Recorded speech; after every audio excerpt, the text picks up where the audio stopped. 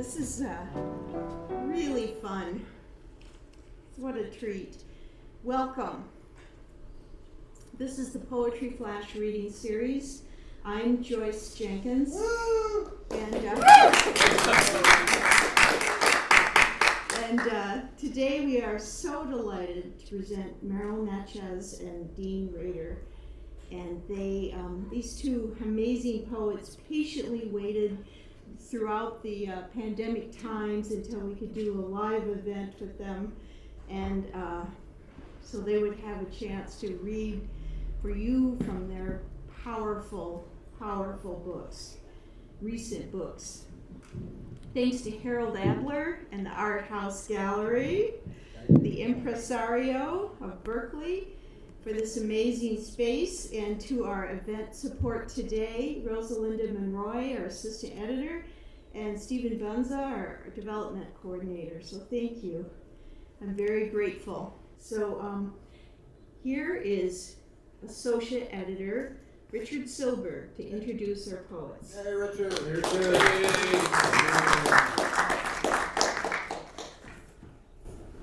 We are live, people. We're here. Yeah. Alive.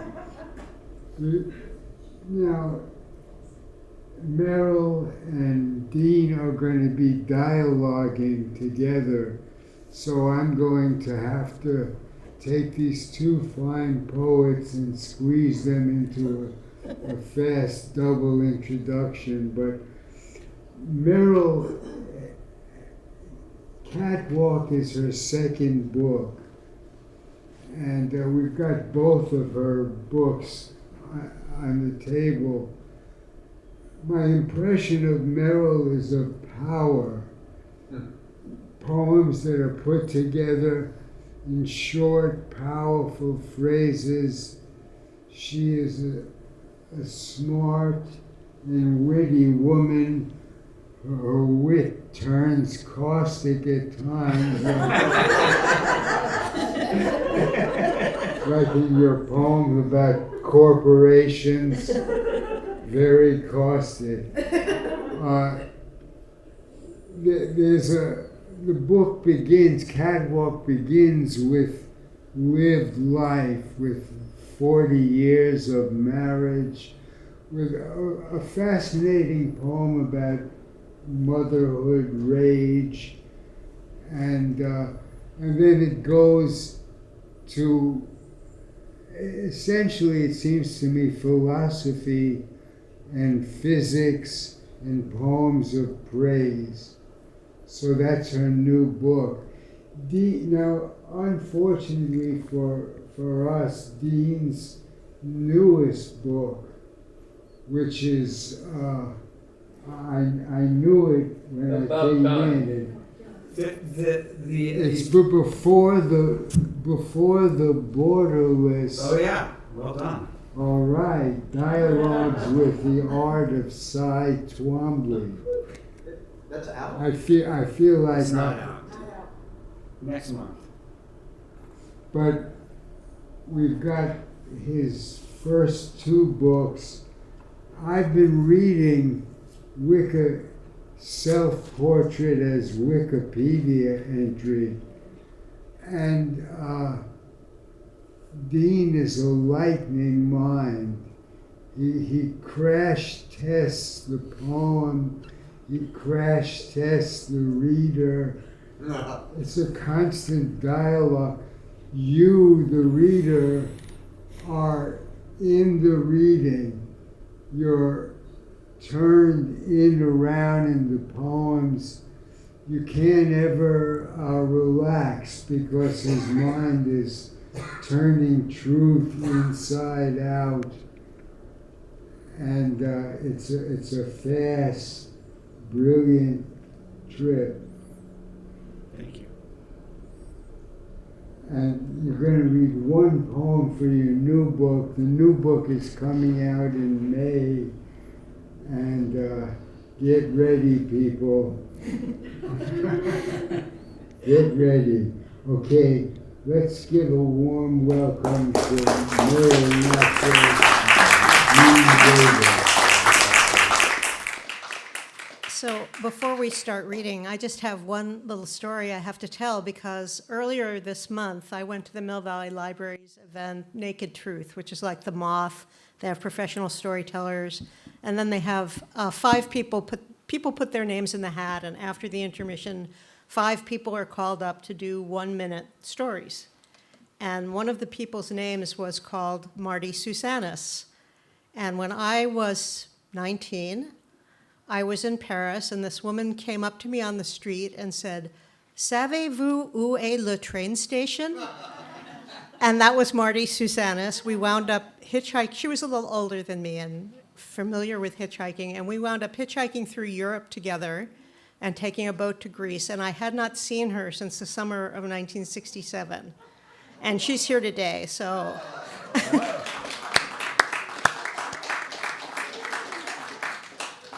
Say a word. She absolutely astonished me. After I finished my story, this woman comes up to me and says, "Do you remember me?" And I said, "No." and she said her name, and I still didn't. And she said, 1967, Paris, France. We hitchhiked together from Paris to Greece, and I went on to Israel. And I mean, if I hadn't done that one story slam spontaneously, our paths would have crossed in the night. And it's just amazing that she recognized my name after 57 years. It's unbelievable. It was very fun. So I would be great to come today. I don't know how we follow that. We follow that with the wonders of poetry. Man, that's a pretty high bar. Thank you all for coming. This is great. You braved the weather and March Madness to come out and listen to poems, and we're really grateful. It's fun to be back into this building. I don't think I've been since the Poetry Flash anniversary, which was so fun. That was lovely. Well, I'm a big fan of Poetry Flash, and as Joyce said, all proceeds of the book sales go to Poetry Flash. So I'm always happy to do whatever I can to support. It's an institution. Joyce and Richard and everyone who's involved are legends. So one of the things that we thought we would do today is shake things up a little bit, and we're going to have a sort of conversation via poems, poetry and correspondence. So I'm going to read a poem, and then my caustic-brained companion will read a poem, and sort of back and forth. And we're going to crash test everything with you guys. So I'm going to start off with a poem that most people who read this poem think it's a poem. I always never know how to think about aboutness with poems, but it certainly enters into conversation with race. But I think of this as a parenting poem, and it's called History. And it's one of the only poems I think I've written that is really based on an actual true event that happened. And the event was the riots on the streets of Charlottesville, Virginia, which you'll remember a few years ago. I was watching this, my wife and I were watching the riots in the streets with my in-laws, and right as it happened, my son walked in and asked what we were watching. And he was young at the time, maybe 6 and 7. And you always, as a parent, you always have these moments when you can say, oh, whatever. Or you can say, well, we're watching violence and racism and the history of racism being acted out on the streets of our country. Have a seat. And that's basically what happened. So Charlottesville, as you may know, is where Thomas Jefferson lived for a long time. When this event happened, I was rather randomly teaching notes on the state of Virginia. I don't know if you've ever read these notes, but it's notes that Jefferson wrote when he was governor, kind of on the history of Virginia. And one of the sections is on slavery, and it sort of lays out his views about race, which are shockingly retrograde. For someone who was probably in some ways the most progressive thinker at the time, his views on race were in some ways the most backward. And the poem begins with an epigraph from Notes on the State of Virginia from 1784. And he sort of says this toward the end of one of the notes. I advance it, therefore, as a suspicion only that the blacks, whether originally a distinct race or made distinct by time and circumstances, are inferior to the whites in the endowments both of body and mind. Thomas Jefferson, Notes on the State of Virginia, 1784. This poem is called History. The dead are done with their declarations. They have put down their pens and called for our attention. They want to teach us a lesson about remembering and how it is a test for living. History is neither a reprieve of the future nor the past. And perhaps this is why, when my young son walked into the room where my wife and I watched our country on the streets of Charlottesville, we asked him to sit with us. I do not know if I am a good parent or a good American, but I tell him that sometimes we learn through despair. He nods like someone in a dream. Sometimes I wonder if our legacy is nothing more than chains, bayonets, flags, guns, statues, stockades, fields, uniforms, iron, and auctions. Sometimes I imagine the ghosts in my bones are ropes that have turned to smoke. We all wear our burns on the inside. Even you, Mr. Jefferson, author of America. Sometimes I imagine it is 1619, and you and I are together on the banks of the James River. It is late August. The first ship arrives. It is called the White Lion. You do not miss the irony.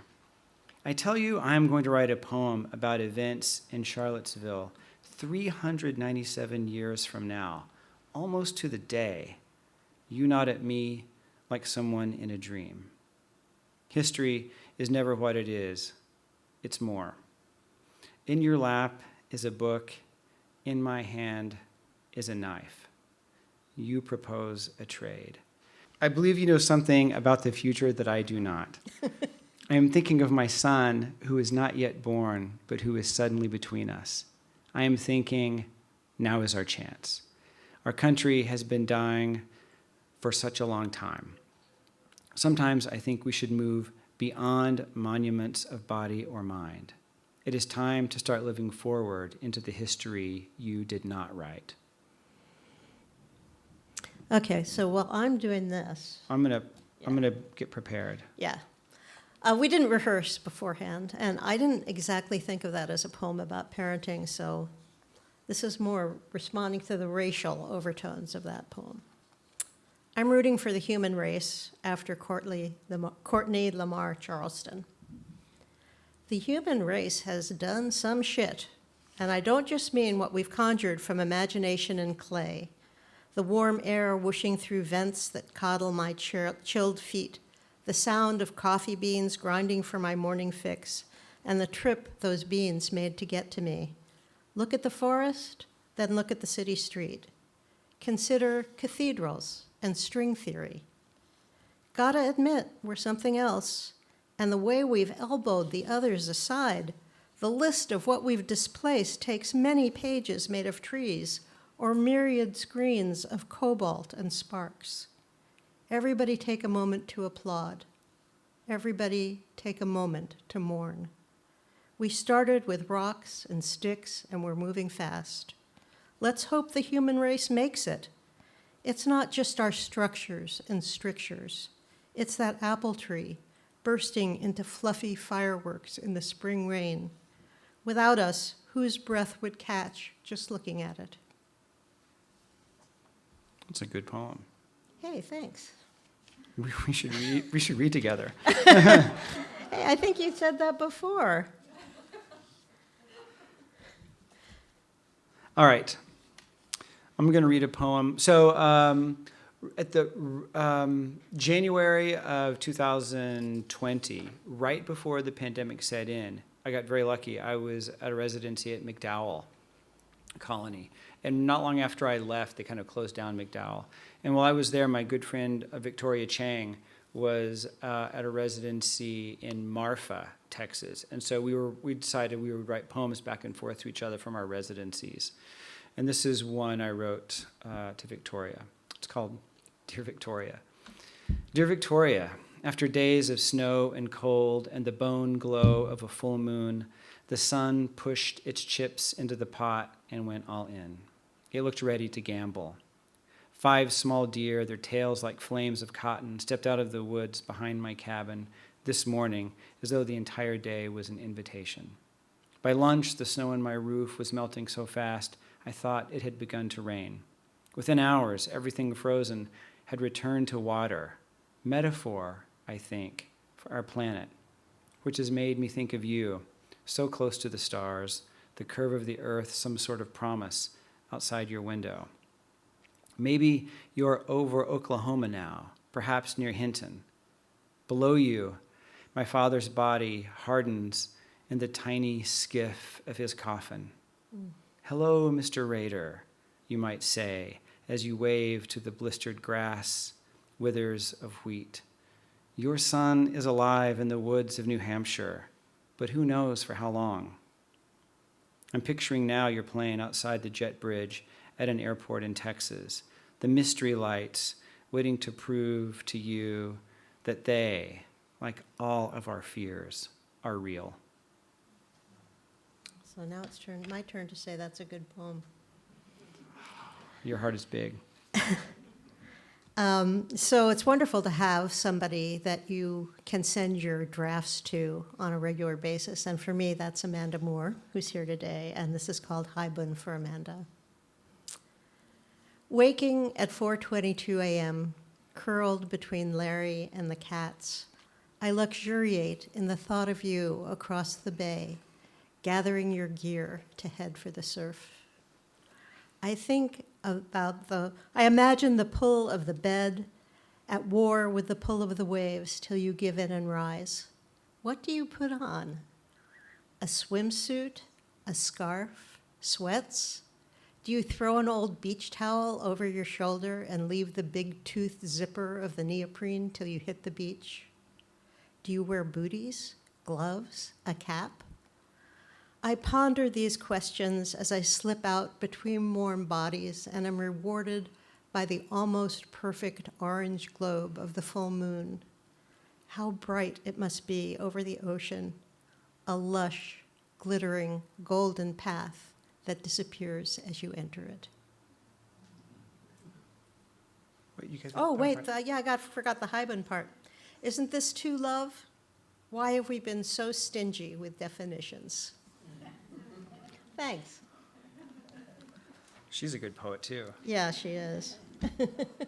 Well, that part about questions made me think of this poem that I'll read next.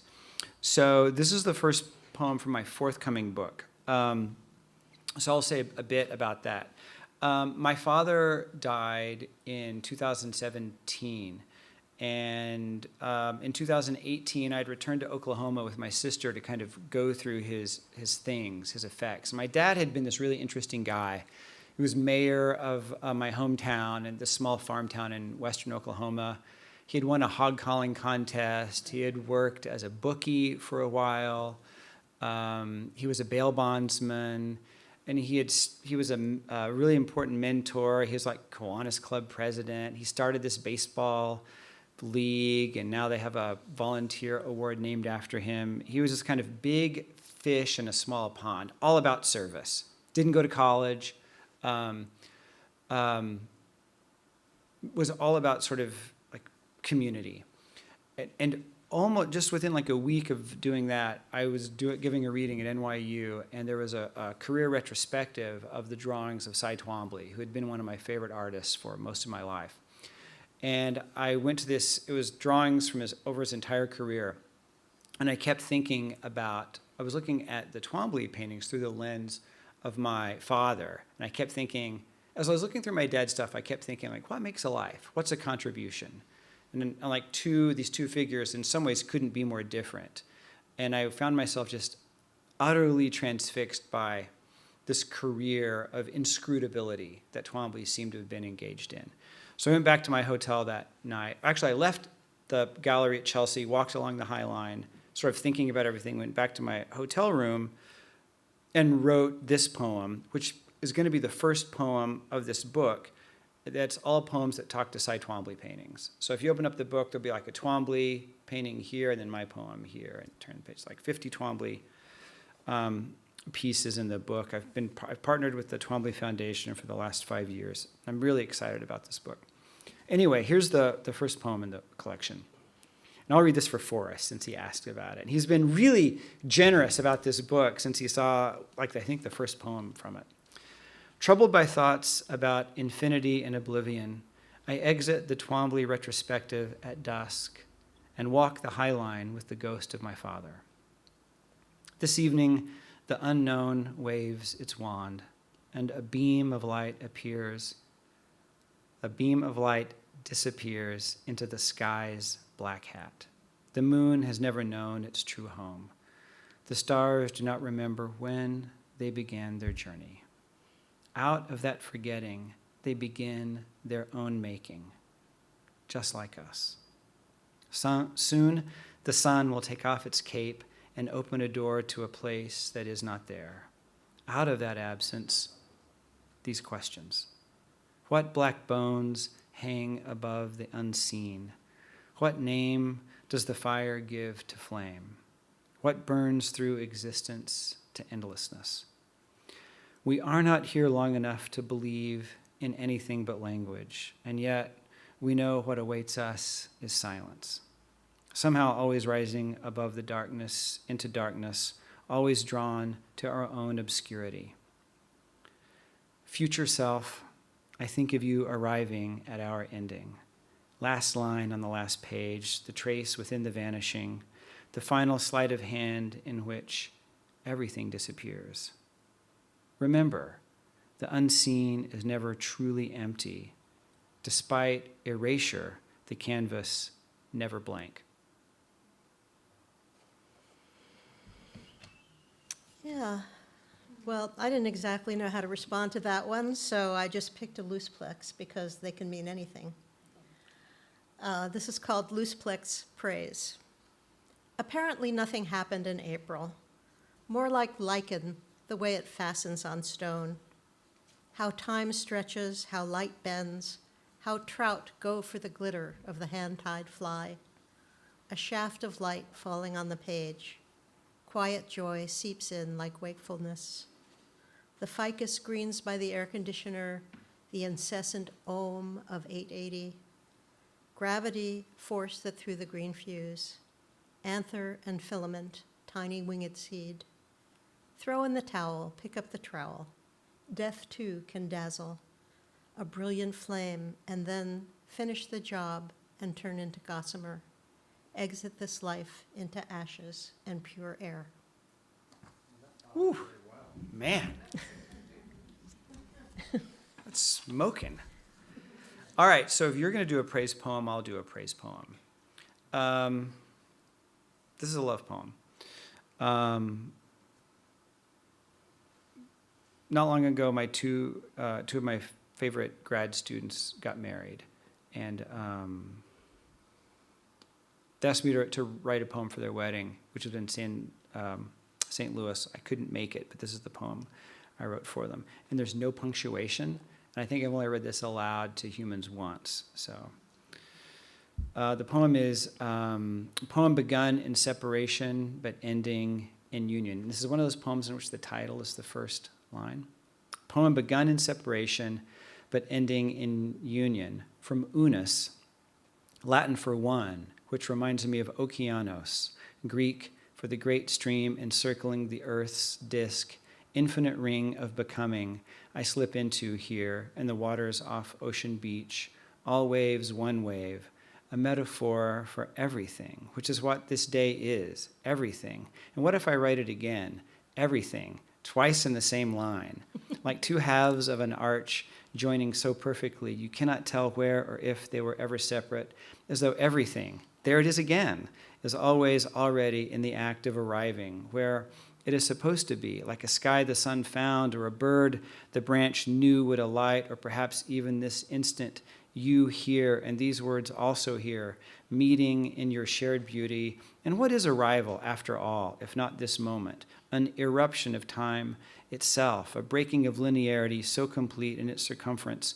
We are all ringed in that which both lights and limbs the edges of intimacy, a confluence of proximity bound by the act of speaking, enacted not by writing or voting, but by saying yes, and saying, I will, and saying, I do, and saying, forever. A commitment to language those long before and those long after will also pledge to. What are we, if not living forces for words, to be in the darkest or lightest, shared between those committed to the utterances, deepest utterances of the togethered, like thank you, or oh God, or you are so beautiful, or this too, or it will all be. And so too shall we here in the presence of the absence of absence agree, here is the time of the sayable, speak and attest. I am you and me, and I am only with you, this body, us, with you only. These words, look, I am speaking your skin next to mine, and I am speaking your hand, and I am whispering your mouth, ours. And I am saying this ocean and this boat and these waves, an infinite journey, and I am saying your body, and you are saying one, and I am saying bless, and I am saying forgiveness, and you are saying touch me, and I am saying yes, and everyone says this. I love the way you break the fourth wall of the poem. I gotta try that sometime. I don't do that. I've never done that. Anyway, it was really fun to listen to. Oh, thank you. So this is more of a poem of long marriage, which 54 years, Richard, not 40. 54 years. It's called The Ways I See You. The flash of the hook when I rise to the bait, how your eyebrows give the joke away, in your baseball cap and championship t-shirt. You with the facts, doing the math, the hard set your mouth can take. On the treadmill at the gym, talking to yourself. Over breakfast, reading to me from the Times.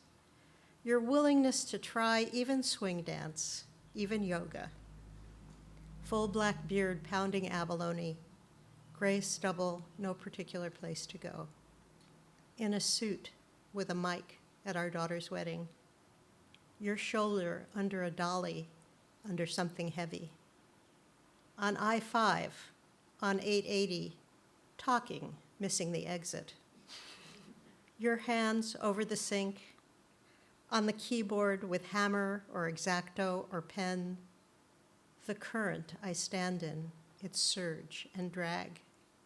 Your face in the mirror next to mine, day after day, forgetting to really look at you as if you would be here forever. I love that. All right, you mentioned your daughter.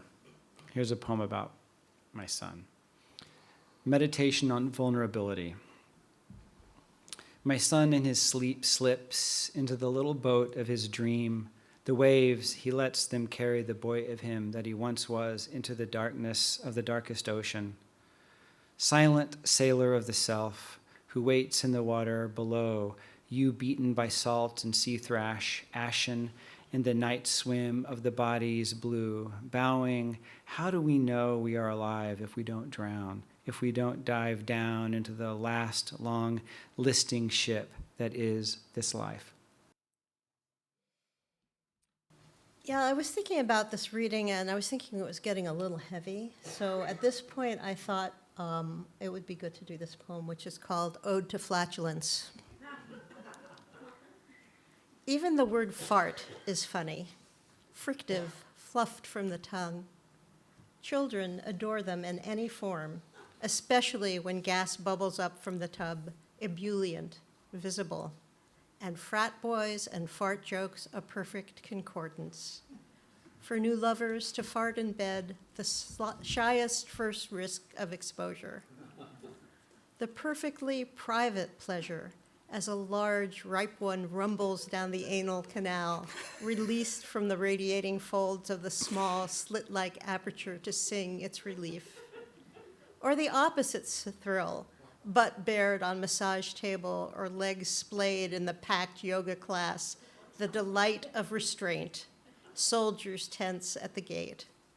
At work in your cube, you hope somehow it would be somebody else, while the foul stench lingers, its little bubble stem pointing directly at you.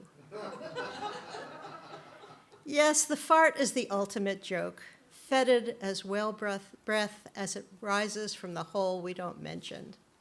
How the ability not to shows you are versed in the ways of your tribe, no matter how small, no matter how new to the trade.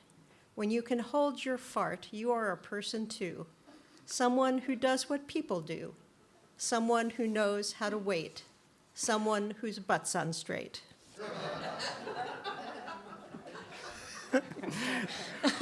Okay, so Now what? you may not have ever broken the fourth wall before, but I have to say, like, the phrase anal canal has not appeared in one of my poems. But I'm setting that as a challenge. So how do you have that memorized? I used to memorize all my work. It's something Bob Haas taught me, is like drive around in your car with a little, well, he said cassette tape, that's how long ago it was, of your work, so that before you write it down, so that you can tell what lines are working and what lines aren't, which is a really good tip. It really is very helpful because you can't memorize the bad lines. They keep falling out of the poem. So, but I don't do that so much anymore, so I don't have them all I memorized. can barely even read my own poems, much less remember them. Well, you have more I think I try to poems than forget. do. I try to forget them all. All right, since you're bringing the levity, I will too. This is a poem from my first book. The characters Frog and Toad, the children's characters Frog and Toad. There's several Frog and Toad poems in actually both of my books. This is the first Frog and Toad poem I wrote. Frog and Toad confront the alterity of otherness. The sun was hot in the sky like a muffin in a bright blue tin. The day was just the day. The wind was nothing more than wind. The leaves were leaves and kept on being leaves. Frog, however, wondered why he was Frog and Toad was Toad. Frog knew who he was, but this strange morning he feared he was the wrong one. His skin felt too clammy, his eyes too bulgy. Even his pajamas seemed that of another creature. Everything was wrong. The trees overhead, the birds in them. Toad, on the other hand, woke up troubled by how different he was than Frog.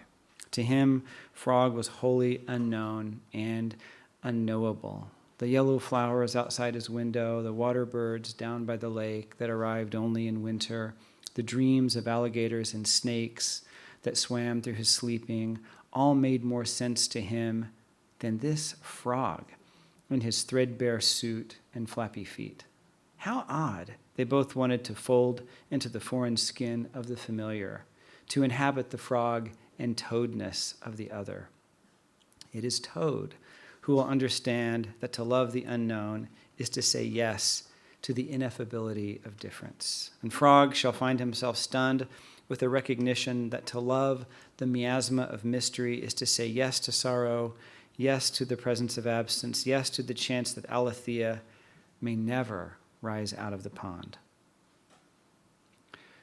Frog makes Toad some toast with strawberry jam. He waddles across the room, sets down the plate, pours Toad a cup of coffee. The sun is hot in the sky, like a scone on a sky blue table. Toad looks over at Frog. Good old Frog, he thinks. That bastard knows I hate toast.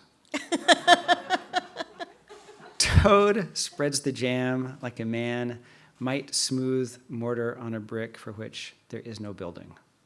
Thank you, he says. Thank you, Frog. I love those Frog and Toad poems, so Thank I don't you. really have a response to that, but let's see what I can do. How about Young Undying? Yeah.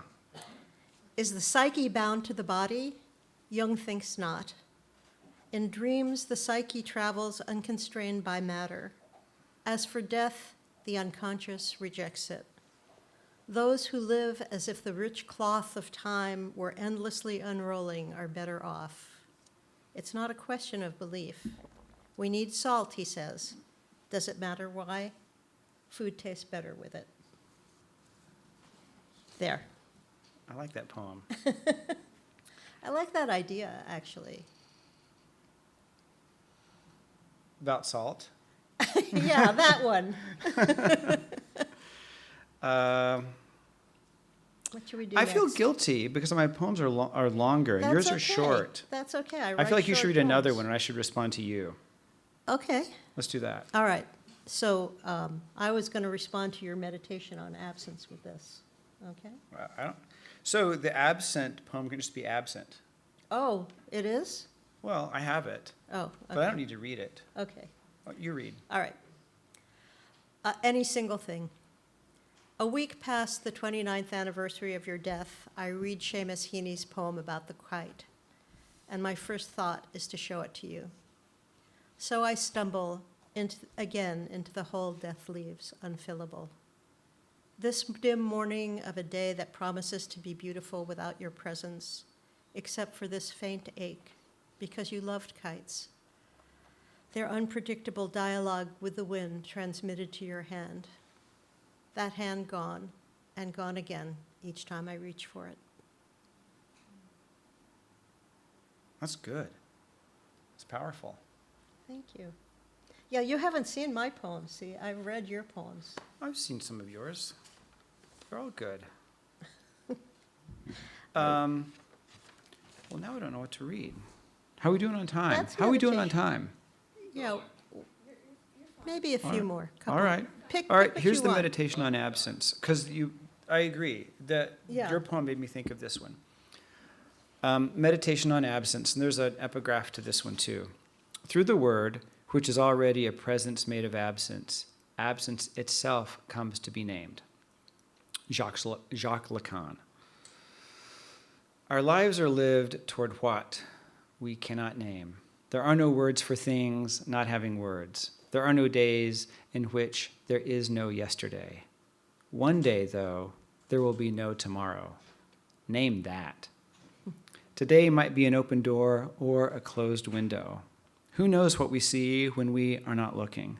What if this side is really the other? What if all you've forgotten is really what you are? What if everything you have lost is really some sort of accrual? Our disease is more than mere affliction, more than not knowing addition from subtraction. It has something to do with what lies beneath excess or what hides behind it. This is why time is torn between history and the past, and why we may wonder who we will become and not understand who we are. The way a boy in a boat on his back can never know the depths of the blue above or below, cannot fathom the farthest darkness, and yet his floating is its own form of belief, the way sight is its own form of blindness, writing its own kind of erasure, as though language, like life, exists only to end. Glacier, forest, self. O earth, when have we not shared the same body?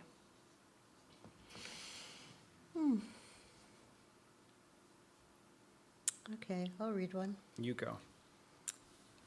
Perfect balance. We imagine a world of perfect harmony.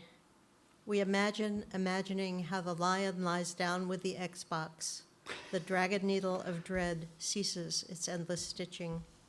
We imagine this strapped to the wheel of this world as it creaks against sinew and nerve, where the work is to grasp perfection in every terrible turn.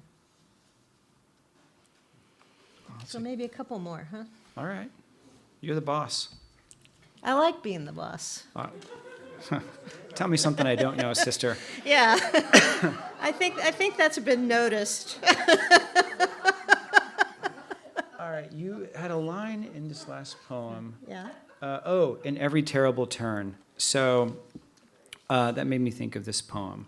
So Frank O'Hara has this really great poem from the 50s, and it's a persona poem, I think written in the voice of like a 12-year-old girl.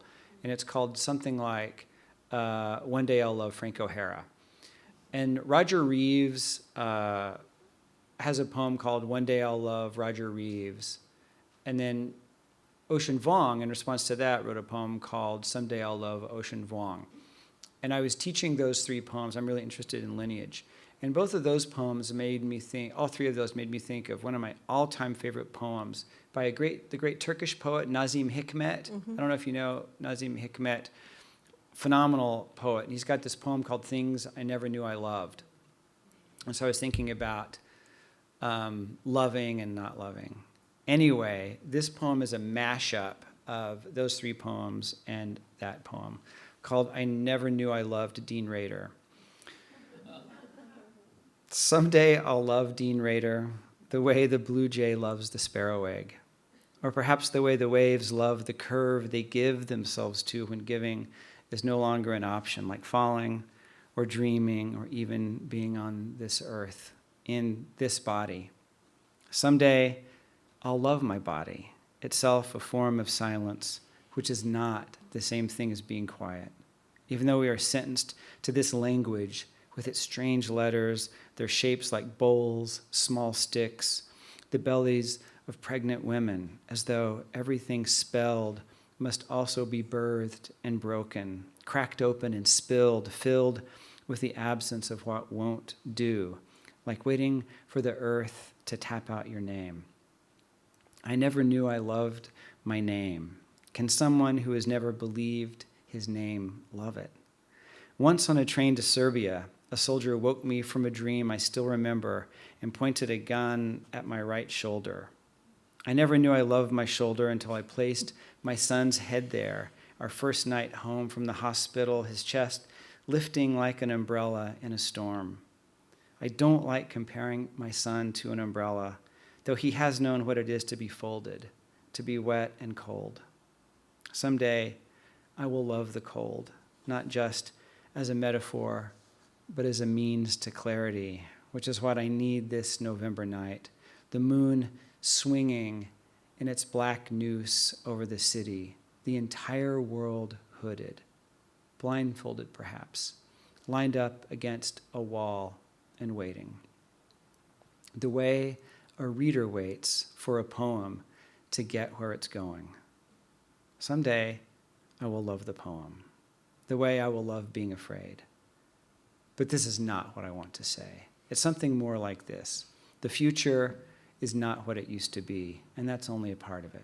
The other part has something to do with speculation, like what awaits us when we remove the hood. I never knew I loved blindness. The punishment for sight is always forgiveness. Someday, I will love forgiveness, but it is difficult to love what has not been earned.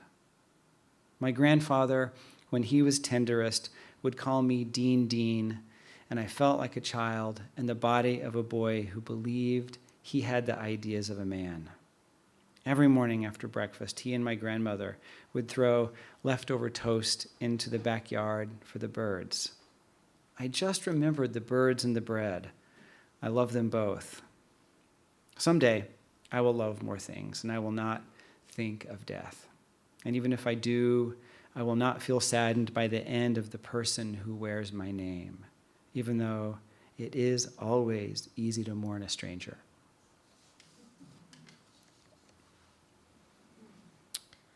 Pretty nice mashup. Yeah. Thank you. I thought you meant us. Oh, yeah, that's good too. So maybe we'll end with this, shall we? Yeah. Okay.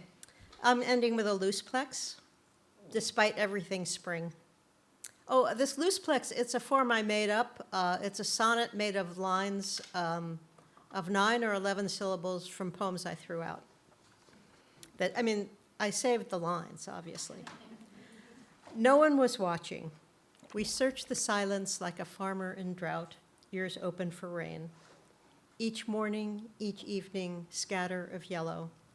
Whatever else is here, it's spring, a framework for the rags of this world. Real joy mixed with a certain uncertainty. Overnight, a fuzz of tender green. It glints and shimmers, pulls me toward it, strong carpet of newborn shoots under last year's weeds. 5 billion miles away, a galaxy dies. Aretha's hat, Yo-Yo Ma's delight. Is this our work, to love what is here, to move along the skin of this earth, married like enamel to the tooth? Nice. Thanks. Good job. That was fun. That was a lot We of should do fun. that again sometime. We could take it on the road. So I think that's it, guys. You have another one, Dee? Yeah, do another one. If you finish, I'll read more, but you get to read the last one. Oh, well, what are you reading? You know what I'll read? What?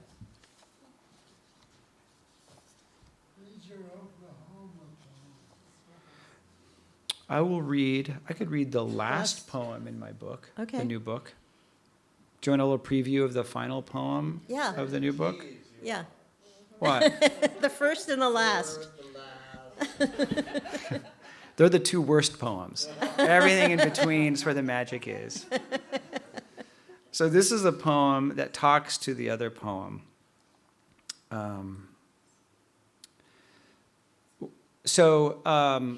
Twombly and I share an obsession with Rilke. And so a lot of Twombly's pieces, he will write out lines from Rilke poems in his drawings. And he's really obsessed, as I am, with Rilke's sonnets to Orpheus. And I think it's really interesting how a painter will take, there are really good legible copies of the sonnets to Orpheus out there, but he will write in his almost illegible script these lines out from Rilke, which is a really interesting strategy. Why would a painter write out lines of poetry that are kind of hard to read when you can just go get the book? You don't need an artist to do this. So there must be something about the writing of he needs the textual along with the visual. And I feel like I'm the opposite. I need the visual along with the textual. Anyway, so this is a poem that talks to Twombly, who's talking to Rilke, who's talking to Ovid, who's writing about Orpheus. I love that. Once again, in thought about Rilke, Twombly's Orpheus paintings, and fatherhood, I consider the inevitability of creation and loss. Scarred sky. The last beams bruised beneath the surface of stars. The whole world a contusion, slowly transforming from one thing to the next. The one cell, the one life, always becoming two. What if it is the sun that follows the moon? How do we know we are not the bridle hard against the teeth of this life? Just because something has a saddle, it doesn't mean we should ride it. What would it take to be inside the music the cello did not know how to play?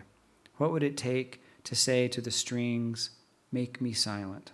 What would it take for the skin to sing its own song of blood and blooming? To know one truth is to know nothing. To wear your nothingness, well, now we're getting somewhere. I once believed I could be lifted by language out of language. I once believed the horse hooves in the distance was the ocean telling the rocks about water. I once believed loss would thread my mind's needle like a blind seamstress. But that was a long time ago. Now I understand that time is nothing more than pure duration, and that the mind is a field of herons who have lost their way. Even so, I will let the entire lie down in my body's blue light in hope that something will start to heal. Yeah, that's a really beautiful poem, and the poem that I'm going to end with is, sometimes you have a poem that nobody else likes, but see, I'm in charge of what I read, and I like this poem. So I'm going to read it. I know that feeling intimately. Yeah. It's called Being Here Now. Black-hearted, bleak outlooked, I crisscross the urban stoplight-ridden traffic, choked terrain, and I'm late and drive badly, not polite, not patient, passing my disgruntlement to the others driving near me, who spread it further, a drop of toxic dye in the already damaged pond we share. And I see and acknowledge my small part in making this day worse for everyone. And any attempt to deflect or reflect, not going to make it. No poetic illuminations, no veil lifting from my eyes, no clearer, purer vision of reality, just stuck in this slightly sweaty body, in the here and now, out of sorts and behind the wheel. Who can't like that poem? Oh, I wanted to say about those looseplex poems, is I actually physically cut them up, those lines, and I dropped them into a wonderful copper-colored ceramic kind of concave bowl that Ashwini bought, this amazing potter, more than potter, ceramicist, sculptress, had given me as a gift, which I think made them all work. So thank you, Ashwini.